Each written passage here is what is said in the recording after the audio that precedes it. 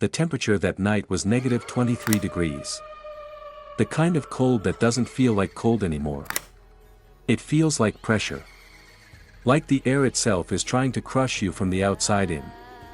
Ranger Dale Hutchins had been on winter patrol at Yellowstone for 11 years. He had pulled frozen hikers from snow drifts. He had carried unconscious fishermen off iced-over lakes. He had done things in that park that he never talked about at dinner tables. But the night he found the man near the Lamar Valley Road, the night he found a man who wouldn't stop walking, that was the night Dale said something changed inside him permanently. It started with a radio call. Dispatch had received a ping from a personal locator beacon near the northeast entrance corridor. No voice communication. Just a signal. That was unusual. Most people who trigger a PLB are either unconscious or panicking. They don't just send a signal and go quiet. They scream into the receiver. They cry. They beg.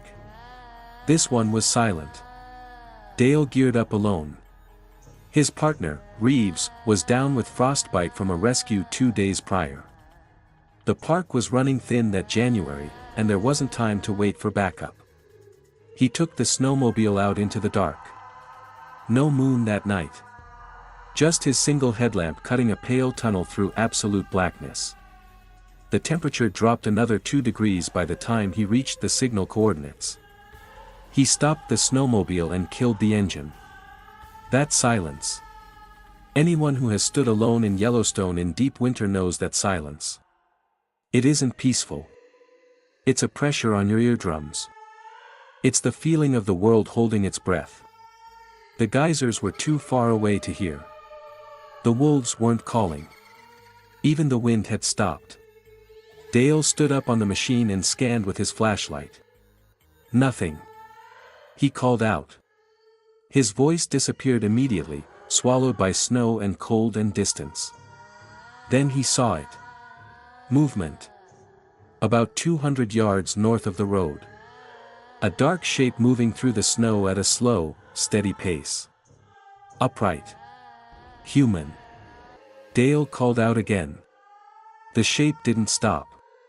Didn't turn. Didn't react at all.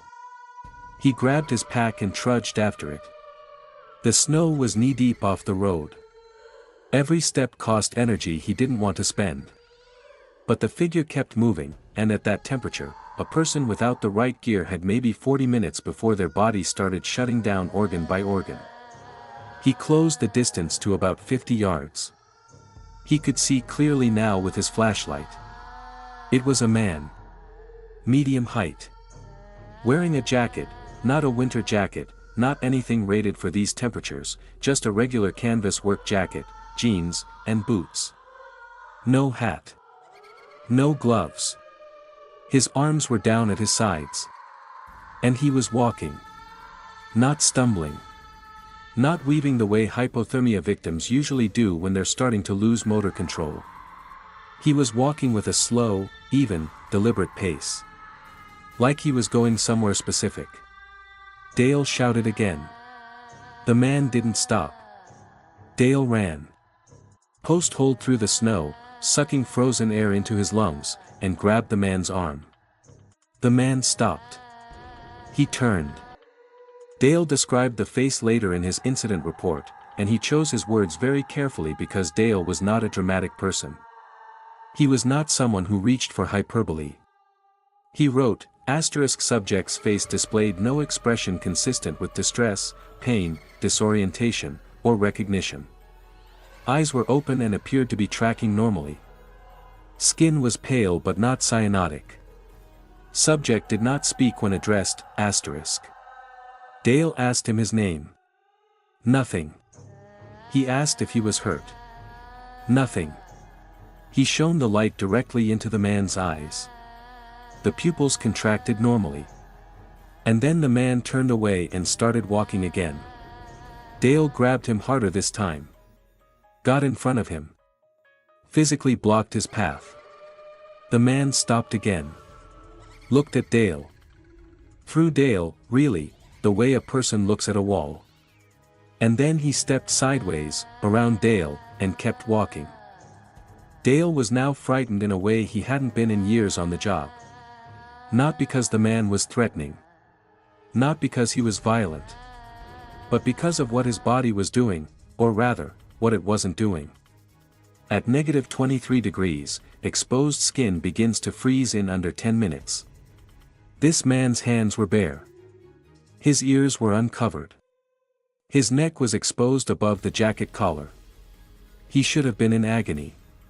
He should have been disoriented, slurring, stumbling, losing feeling in his fingers and feet. He should have been displaying every textbook sign of severe hypothermia. He was displaying none of them. Dale made the decision to physically restrain the man and get him back to the snowmobile. He grabbed both arms from behind, which was when he felt it, the man's jacket. The fabric on the back of the jacket was stiff. Not stiff from cold. Stiff the way cloth gets when something wet has dried in it and frozen solid. Dale redirected his flashlight. The back of the jacket was dark. Soaked through with something that had frozen into a near-black stain across the entire back and down into the jeans. Dale's brain sorted through possibilities. He didn't let himself land on the one that his gut already knew. He got the man back to the snowmobile. It took 12 minutes and more force than he was comfortable using. The man didn't fight. He didn't help, either. He simply walked in whatever direction he was pointed, unless that direction was back toward wherever he'd been going. Then Dale had to redirect him again.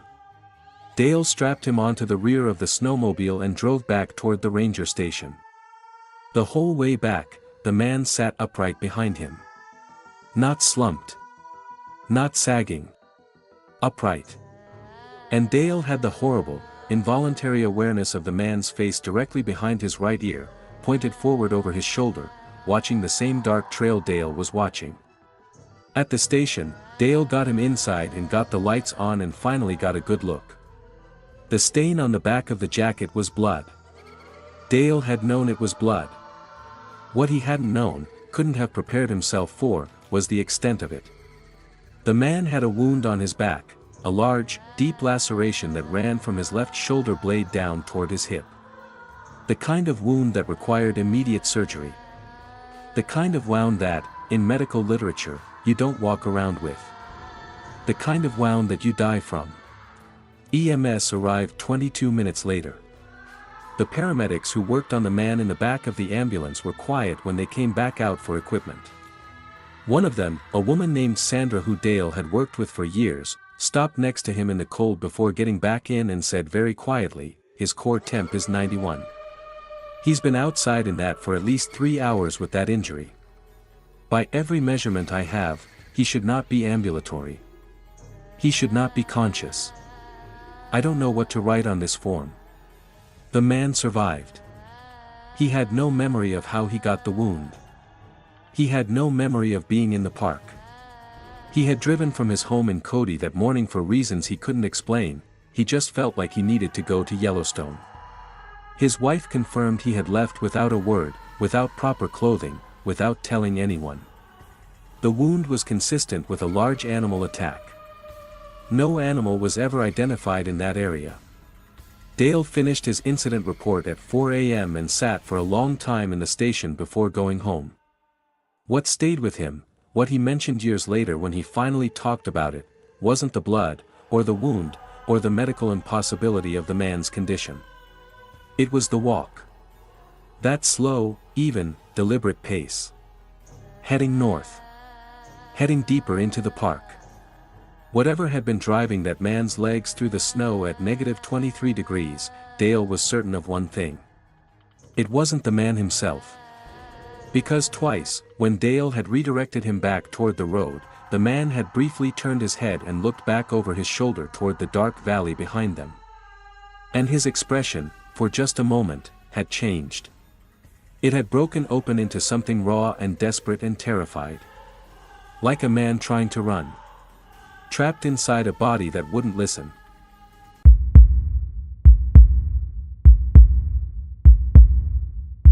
She wasn't supposed to be monitoring feeds alone that night. Protocol required 2 operators in the Yellowstone backcountry thermal monitoring station during extreme cold events. But her partner had left early, family emergency, and her supervisor had said it was fine. Just one night, the park was quiet, it was -26 and no one was out there. Her name was Mara. She'd been working wildlife thermal imaging for the Park Service for 4 years. The thermal cameras were positioned across the backcountry to monitor bison and elk movement, track wolf pack activity, and occasionally, more occasionally than the public knew, document unusual events in areas where rangers couldn't safely operate in extreme conditions. The cameras ran in real time on 6 monitors arranged in a horseshoe around her workstation. Each monitor showed a different zone. Green and black landscape. Hot spots in orange and white, bison glowing like lanterns in the dark, exhaling plumes of hot breath. It was 1:17 a.m. when she noticed the signature on Monitor 4. Monitor 4 covered a section of the Hayden Valley, a broad open basin that was essentially impassable in deep winter without specialized equipment. No roads came near it. No trails. The closest ranger access point was 11 miles south, and in those temperatures, an 11-mile snowmobile run took over an hour. The signature on Monitor 4 was human. She knew human thermal signatures immediately. For years of watching animals every night. Bison were massive, broad, low to the ground. Wolves were smaller, moving in clusters. Elk were tall but their heat distributed differently. A human standing upright produced a very specific signature, concentrated heat at the core, slightly cooler at the extremities, a distinctive vertical profile that nothing else in that landscape produced. She leaned forward. She zoomed the camera. Definitely human. Definitely standing upright. Standing in the middle of the Hayden Valley, 11 miles from the nearest access, at -26 degrees, at 1:17 in the morning. She immediately got on the radio and reported it to the duty ranger. He acknowledged and said he'd arrange a welfare check, but getting out there at this hour in these temperatures would take time. He needed to assemble a team, he needed equipment, the roads were drifted in, she should keep monitoring and note any movement. She kept watching. The person wasn't moving. For 17 minutes, the thermal signature stood in exactly the same position. Mara watched the monitor and felt a growing unease that she couldn't entirely explain. People lost in the cold move. They pace to generate warmth. They stumble in search of shelter. They collapse. They do something. This person stood still. At the 18-minute mark, they sat down. Mara reached for the radio again to update the duty ranger. Then she stopped. Because a second thermal signature had appeared on Monitor 4. It had not walked into frame. She had been watching continuously. One moment there was one signature. The next moment there were two. The second signature was positioned approximately 30 feet behind and to the left of the first. And its thermal profile was wrong.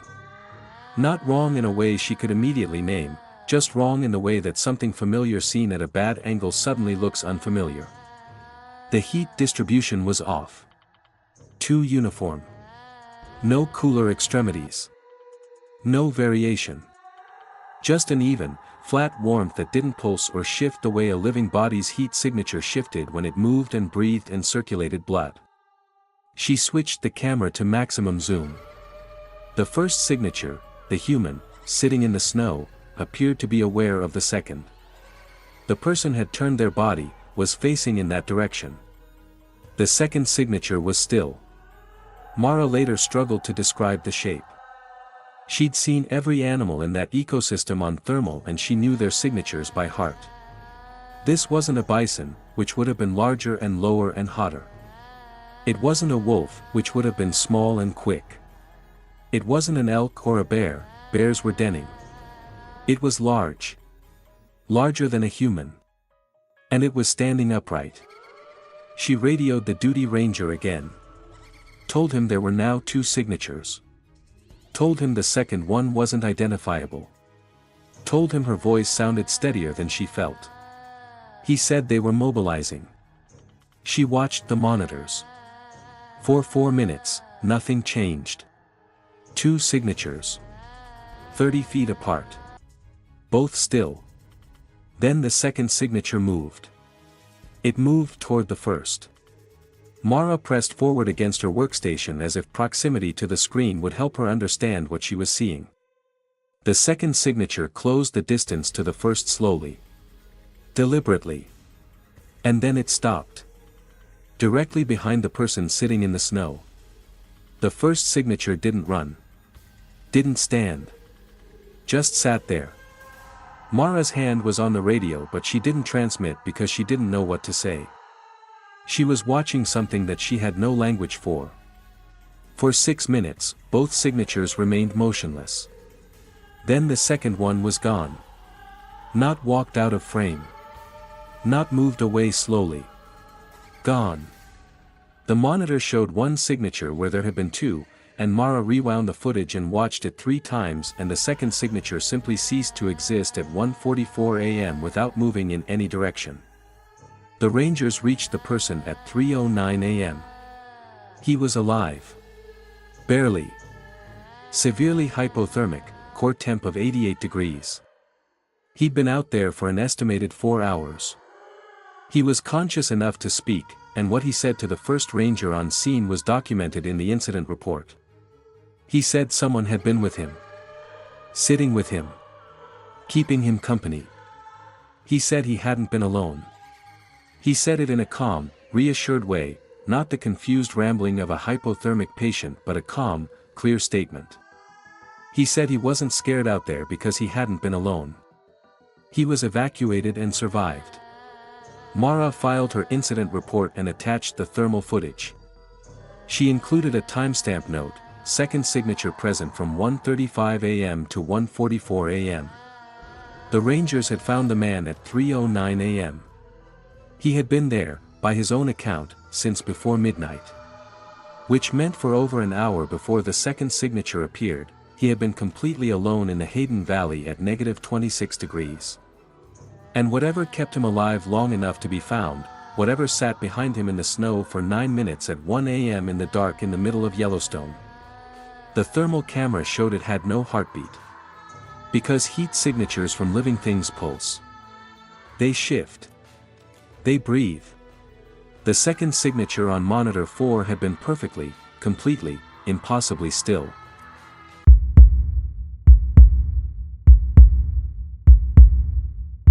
Every search and rescue ranger is trained to read snow. Snow tells you everything. It tells you how long ago something passed, what direction it was going, what its weight and gait and urgency were. Snow is a record. An archive. It doesn't lie and it doesn't omit. If something moved across snow, snow holds the evidence, and a trained eye can read it like a page from a book. Ranger Leo Marsh had been reading snow in Yellowstone for 9 winters. He could identify bison prints from elk prints in low light.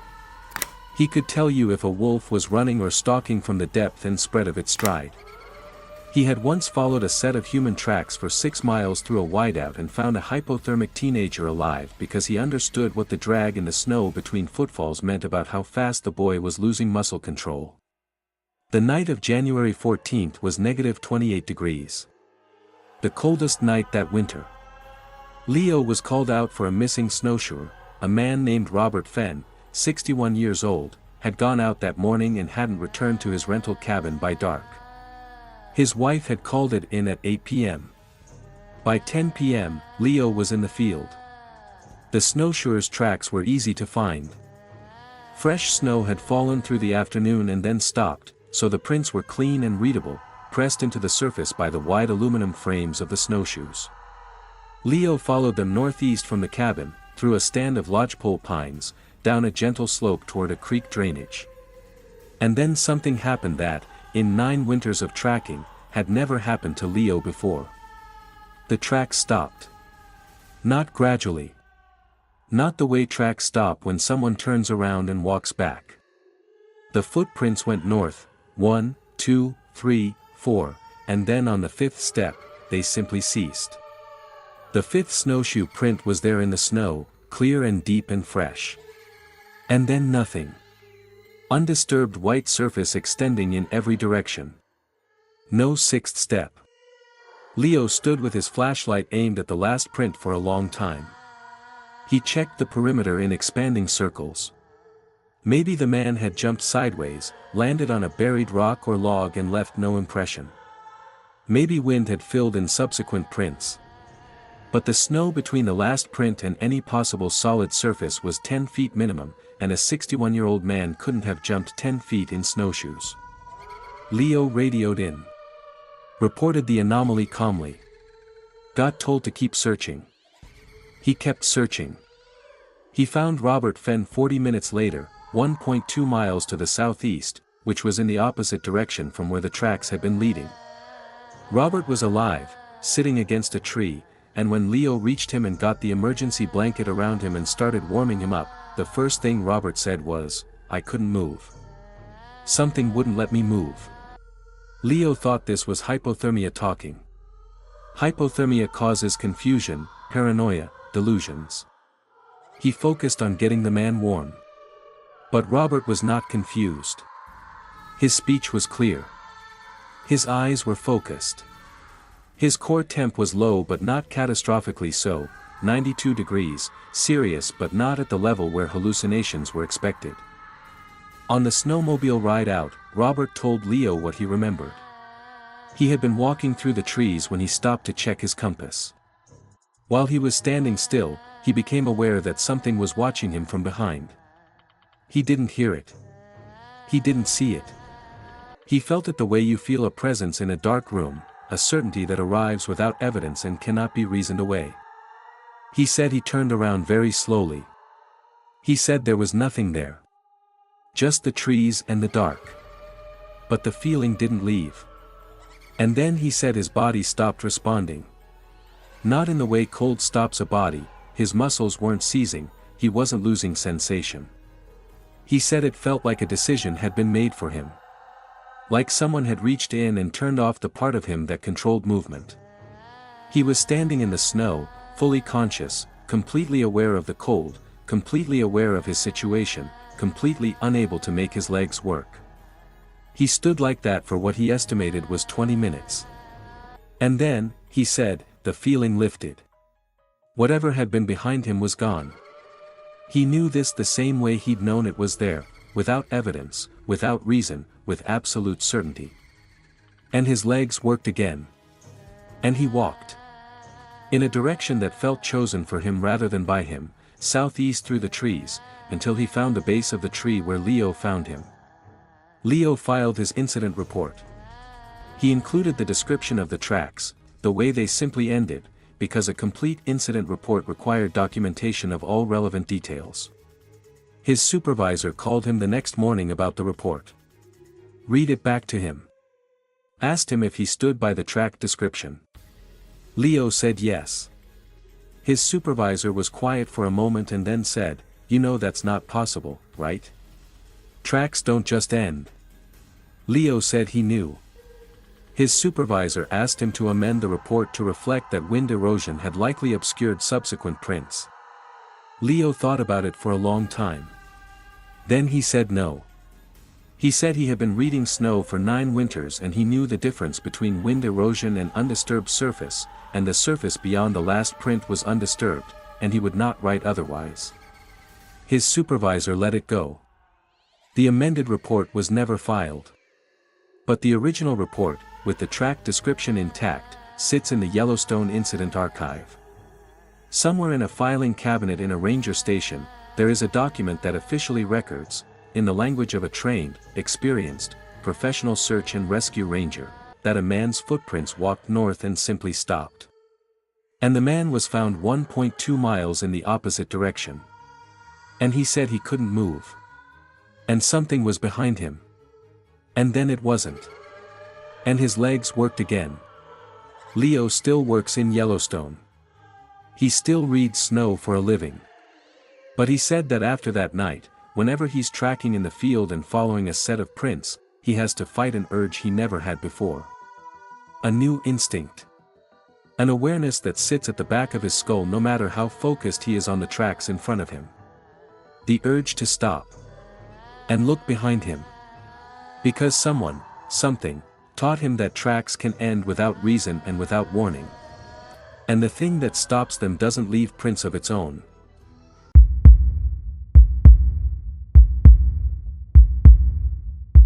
The signs are everywhere. Bright yellow. Large text. Danger, thermal features. Stay on boardwalk. Ground may be fragile. People die in Yellowstone's thermal zones regularly, scalded by water that runs over 200 degrees just beneath a thin mineral crust that looks solid and holds nothing. The Park Service doesn't soften this reality. The signs are blunt because the consequences are absolute. Ranger Donna Caswell had responded to 3 thermal zone fatalities in her career. She had seen what boiling water does to a human body, and she carried that knowledge in her shoulders and behind her eyes the way you carry a weight you cannot set down. The thermal zones were where she was most careful, most deliberate, most afraid.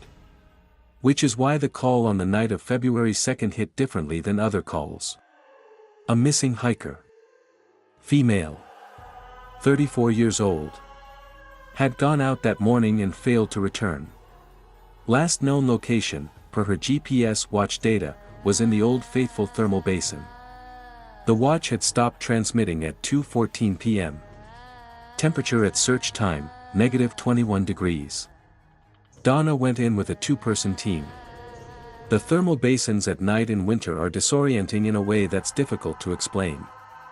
The geysers and hot springs emit steam that rises in massive columns and then falls back in ice crystals when it hits the cold air.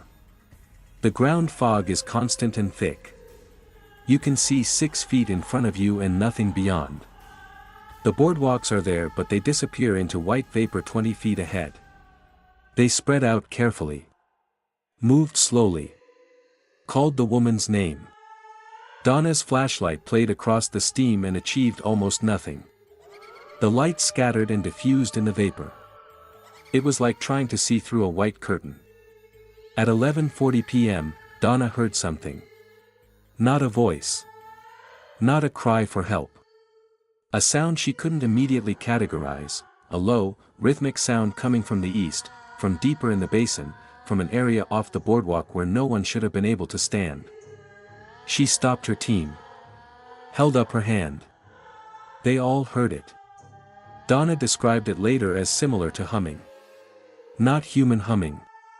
Not melodic. Just a low, even, repeating sound. Like a frequency. She called out the woman's name toward the sound. The sound stopped. Then, a voice. Faint. Coming from the direction of the sound. Here. Donna and her team moved toward it as carefully as they could, probing the ground ahead with poles, testing each step before committing weight, staying as close to known solid ground as possible. The steam was thicker in that direction. Denser. She could feel the heat coming up from below even through her insulated boots. They found the woman 8 minutes later. She was standing. Not lying in the snow. Not collapsed. Standing upright in a small clearing where the ground was solid, a natural island of stable crust in a section of thermally active ground. She was standing and she appeared completely uninjured. Her gear was intact. Her face was calm. Donna reached her and grabbed her arm and immediately started the standard assessment. Are you hurt? Can you walk? Do you know what day it is? The woman answered all 3 questions correctly. She said she wasn't hurt. She said she could walk. She said it was Tuesday, February 2nd. She was not hypothermic. Her hands were warm inside her gloves. Her speech was clear. Her pupils were equal and reactive. Donna asked her how long she'd been in the basin. The woman said since 2 in the afternoon. That was 11 hours. 11 hours in the thermal basin at night, in temperatures that had dropped to -21, on ground that could open beneath her feet without warning. Donna asked how she'd survived. How she'd stayed warm. How she hadn't stumbled into the water in the dark and the steam. The woman was quiet for a moment. And then she said she hadn't been alone. Donna asked who had been with her. The woman looked at the steam rising all around them. She said she didn't know. She said something had been with her since about 3 in the afternoon, about an hour after she'd gotten lost and her watch had died. She said she couldn't see it. She couldn't hear it the way you hear another person. But she knew it was there, and she knew it was. She paused for a long time before choosing her word: keeping her. Keeping her on safe ground. Keeping her in the small stable clearing. Keeping her still when the urge to move and search had felt overwhelming. She said 3 times she had tried to walk out on her own, 3 times she had started moving into the steam, and 3 times something, a pressure, a resistance she couldn't explain physically, had turned her back to the clearing. She said when she heard Donna's voice calling her name, the presence lifted. Like a held breath released. She said the basin felt empty in a way it hadn't felt for 11 hours, and she felt suddenly, terrifyingly alone. Donna's team got her out without incident. No injuries. No thermal events. She was checked at the medical station and cleared. She was physically fine. The incident report documented: subject found ambulatory and oriented after 11 hours in the Old Faithful thermal basin. No explanation for survival of exposure conditions. No explanation for subject's ability to remain on stable ground in zero visibility steam conditions. No explanation. That's the phrase that sat in Donna's mind afterward. She'd been writing incident reports for 14 years, and she'd never written those 2 words together before. There was always an explanation. Luck. Skill. A rock to shelter against. A feature that held heat. This time, there was no explanation.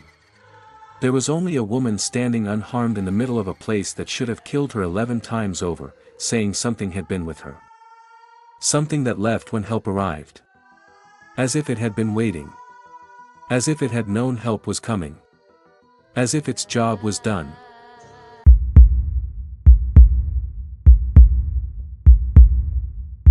It was the sound that didn't belong. Ranger Chris Abbott heard it at 2:30 a.m. on January 19th, and the sound was the reason he was still alive at 2:31 a.m. He had been crossing the frozen surface of Yellowstone Lake, an emergency crossing, not standard procedure, but the shortest route to a reported distress location on the east shore. The ice was thick. He'd probed it. He'd tested it. It was solid. The temperature was -24 and the lake had been frozen for 6 weeks. He was 80 yards from shore when he heard it. It came from below him. From beneath the ice. A long, low sound, not the standard groaning and settling that lake ice makes in cold weather, which every winter ranger knows and doesn't fear. This was different. This was directional. This came from beneath him and moved. It traveled from behind him, passing directly below where he stood, and continued forward toward shore. He stopped walking. The sound stopped. He stood absolutely still on the ice and listened. Nothing. He took 1 step forward. The sound again. Directly below. Moving with him. Pacing him. He stopped. The sound stopped. Chris would later describe the 90 seconds that followed as the longest 90 seconds of his life. He stood on the ice at -24 degrees, in the middle of the night, alone on a frozen lake, and whatever was below him stayed below him, and it moved when he moved, and it stopped when he stopped. He turned left. The sound tracked left. He turned right. The sound tracked right. He thought about what lived in Yellowstone Lake. Lake trout. Long-nosed suckers. Several small species of fish. He thought about the temperature of the water beneath him, just above freezing. He thought about what a fish sounds like moving under ice. He knew that sound. He'd heard it before. This was not that sound. He made the decision to move quickly toward shore. He did not run. Running on ice is how you fall. He moved in controlled, rapid strides, eyes fixed on the shore, pulls out for balance. The sound tracked him the entire way. When he stepped off the ice and onto the rocky shore, the sound stopped. He stood on solid ground and listened. Nothing from the lake. Nothing from the ice. The surface was smooth and dark and still in his flashlight beam. He completed the rescue. The distress call had been a hunter with a broken ankle who had managed to get a fire going and was in no immediate danger of hypothermia. He got the man out by 4 a.m. and drove him to the medical station. On the way back, he crossed the lake again. He had no other route. He was 3 steps onto the ice when the sound started. Same position. Same depth. Same movement. Like a thing that had been waiting at the shoreline while he was gone. He crossed in silence with the sound below him every step, and he did not stop until he reached the other shore, and the sound ceased the moment he stepped off the ice. He never crossed Yellowstone Lake on foot again. He reported the incident because he was a ranger and reporting unusual incidents was his professional obligation. He described the sound as accurately as he could. His supervisor arranged for a sonar survey of the lake in that area the following spring, which found nothing unusual. No caves beneath the ice. No unusual geological features. No explanation for a sound that tracked a walking human being from below. The sonar team's report noted that the lake in that section was 190 feet deep. Whatever had been below Chris Abbott on the ice, in water cold enough to shut down a human body in minutes, moving when he moved and stopping when he stopped. It was doing so from the dark at the bottom of a 190-foot lake. In the dead of winter. At 2 in the morning. And it had been waiting when he came back.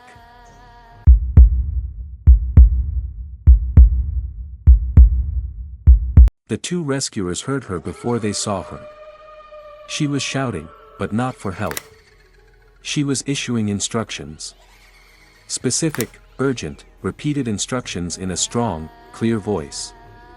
Ranger Paul Odom and his partner Yuki Strand followed the voice through the trees and found themselves in a small clearing at the base of a ridgeline in the Gallatin Range. The woman, hikers had reported her missing 14 hours earlier, was standing in the center of the clearing with her back to the tree line. She was facing east. She was looking at something in the trees on the east side of the clearing. She was shouting, "Don't look at it. Don't look directly at it.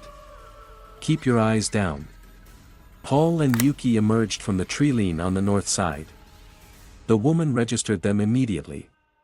She did not come toward them. She did not seem relieved.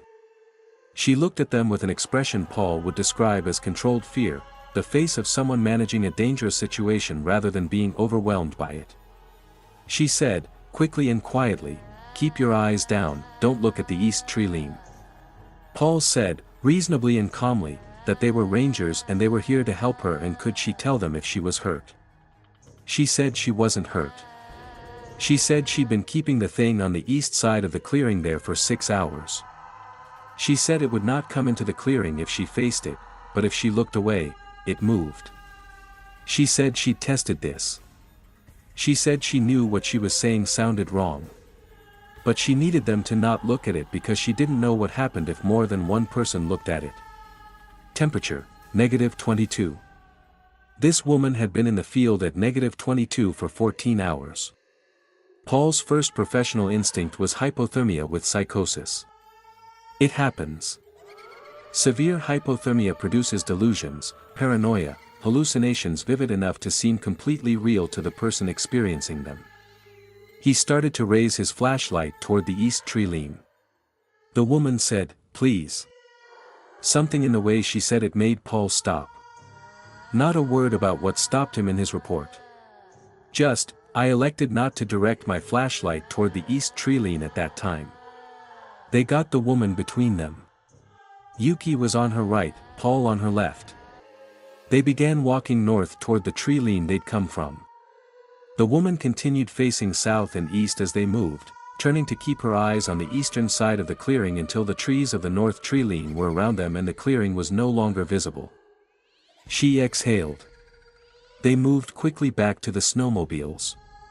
The woman said nothing for the first several minutes. Then she said she needed them to understand that she was not confused, she was not hypothermic to the degree that would explain what she'd seen, she was a physician, she knew what hypothermic psychosis looked like from the clinical side, and she needed them to hear what she was going to tell them. She had been in the clearing since early afternoon. Around dark, roughly 5 p.m., she had become aware of something moving in the east tree line. She had turned to face it. It had stopped. She could not see it clearly, the trees were thick and the light was failing, but she could see that it was large and that it was upright. And that it had no face that she could discern. She did not look away. For 6 hours, she did not look away. She had stayed warm, she said, because the fear kept her metabolically elevated enough to keep the cold from taking hold. Fear, she said, had kept her alive because it had kept her warm and alert. She said this with the flat precision of someone diagnosing themselves. At the station, she was examined and treated. Her core temperature was 93 degrees. Low, but not at the psychosis threshold. Her cognitive assessment was normal.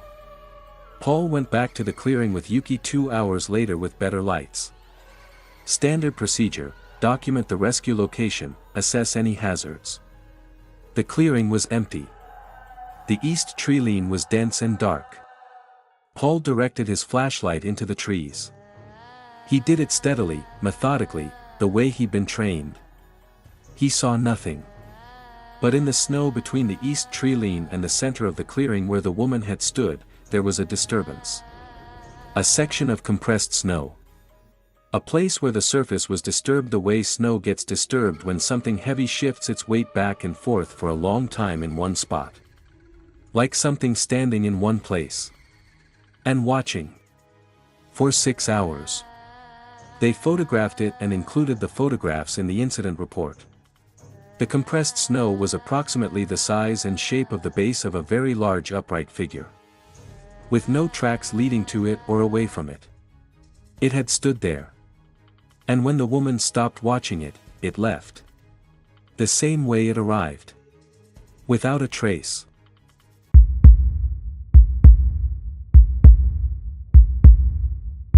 At 3:44 a.m. on February 8, a Ranger radio transmission was received by dispatch that was later classified as one of the most unsettling documents in Yellowstone's incident archive.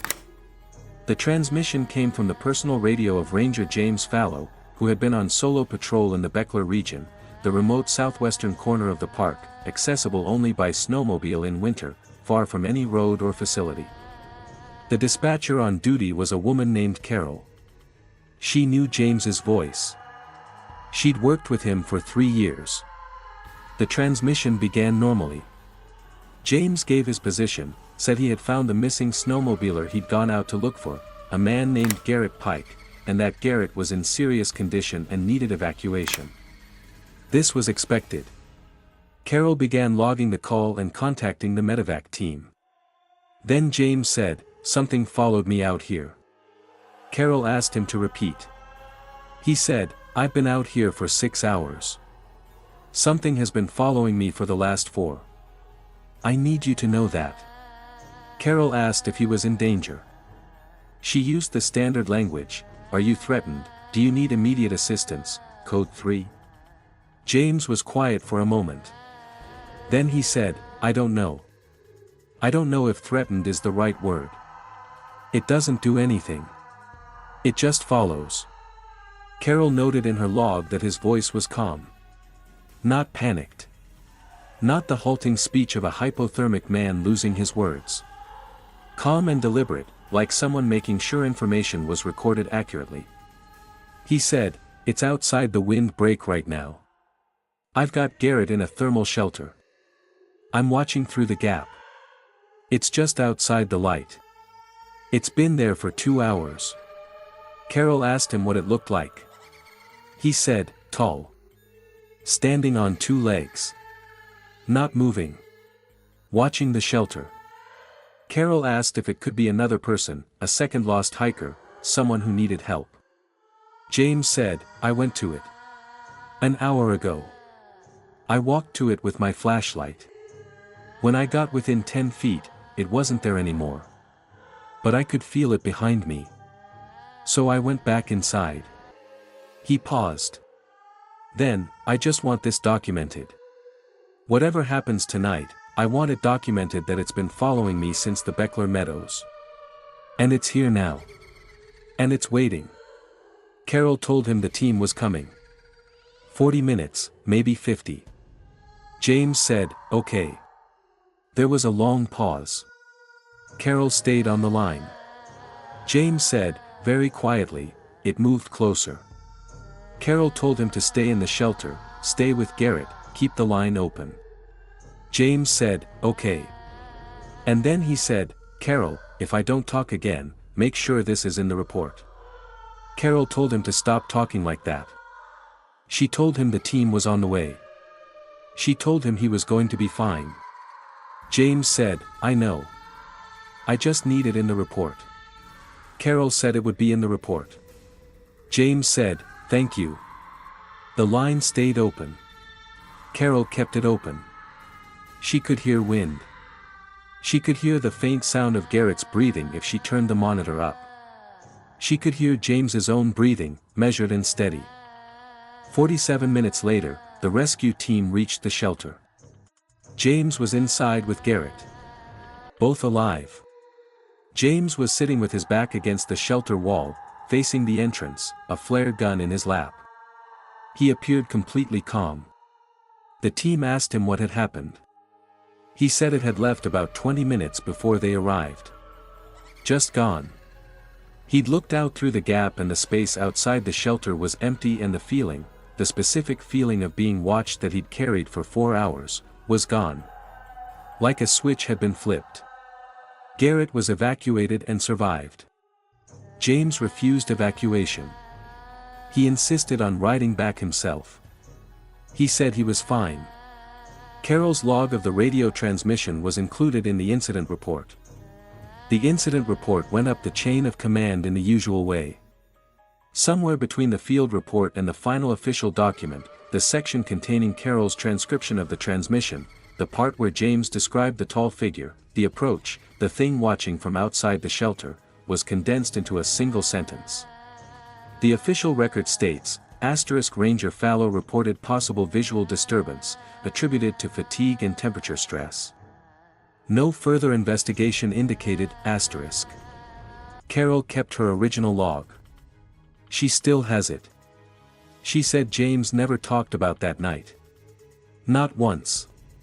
She saw him at work every week for 2 more years before he transferred, and he was the same James, competent, steady, professional. But Carol said he changed one habit after that night. Before that February, James had always patrolled alone. Preferred it. Said the solo work was what he was good at. After that February, he never took a solo night patrol again. He never said why. He didn't have to.